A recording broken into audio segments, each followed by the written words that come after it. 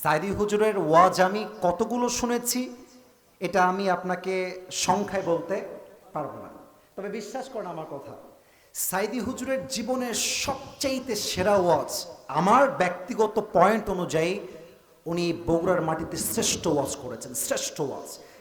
আপনি সার্চ করেন, আমার কথা যদি মিথ্যা মনে হয় আপনি সার্চ করেন। উনি সেই ওয়াজে বলেছিলেন, তোমরা কোন নেতার পেছনে দৌড়াও, তুমি যেই নেতার পেছনে দৌড়াও তুমি কি বলতে পারবা যে সেই নেতা কখনো জেনা করে নাই?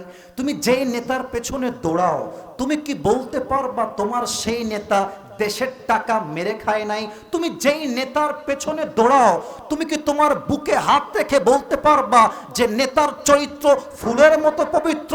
আর নেতা তো সেই নেতাই আসল নেতা, যেই নেতা সাহাবা একরামদেরকে নিয়ে বলে, হে সাহাবীরা, তোমরা আমার মাঝে যেই চরিত্র দেখো, যে আদর্শ দেখো, মানুষের সামনে খুলে খুলে আমার আদর্শের কথা প্রকাশ করে দাও, আল্লাহু আকবার।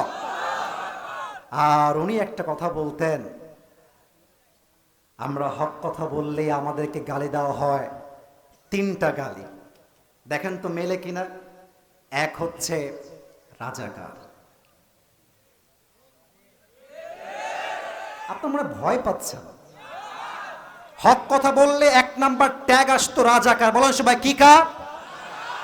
দুই হচ্ছে মৌলবাদ, তিন হচ্ছে জঙ্গিবাদ।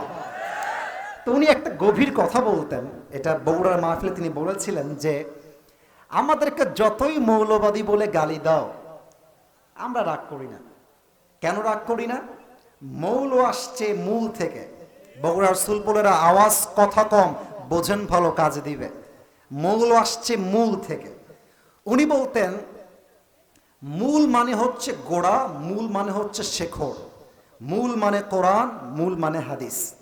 আর তোমরা যারা আমাদেরকে মৌলবাদী বলে গালি দাও তারা সব আগাবাদী। এবার কোন আপনারাই, এবার বিচার আপনাদের হাতেই দিলাম, বলেন তো গাছের গোড়ায় শক্তি বেশি হয় না আগায়? আগায় না গোড়ায়?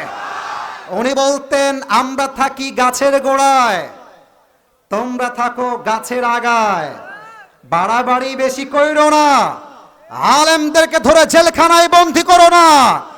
বেশি বাড়াবাড়ি করলে সময় আসবে এমন 16 কোটি মানুষ মিলে গাছের গোড়ায় একটা ঝাঁকুনি মারবে, মামুর বাড়ি দিল্লি গিয়ে পড়বা, দিল্লি গিয়ে তারা সবাই পড়েছে।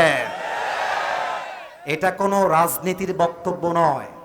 যদি এটাকে কেউ রাজনীতির বক্তব্য হিসেবে ধরতে চায় তবে বুঝতে হবে সে স্বৈরাচারের দালাল বগুড়ার ভাড়া, ঠিক কিনা বলেন? উনি বলতেন, উনি কি বলতেন এটা আমি বাস্তবে মিল পেয়েছি।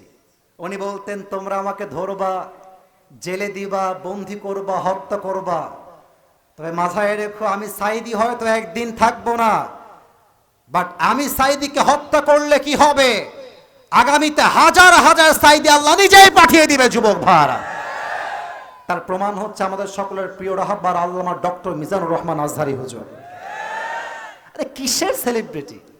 নায়ক বলেন, গায়ক বলেন, ইন্টারন্যাশনাল ফুটবল প্লেয়ার থেকে শুরু করে ক্রিকেটার, সবাইকে আপনি এক মঞ্চে নিয়ে আসেন। এটা আমি আগেও বলেছি, আজও বলছি, সবাইকে আপনি এক কাতারে নিয়ে আসেন আর আজহারীকে একটা মাঠে নিয়ে আসেন, গ্যারান্টি দিয়ে বলতে পারবো সবার লোক যে পরিমাণ হবে আজহারীর লোক তার চাইতে কমপক্ষে 90 ভাগ বেশি হবে বগুড়ার ভাড়া।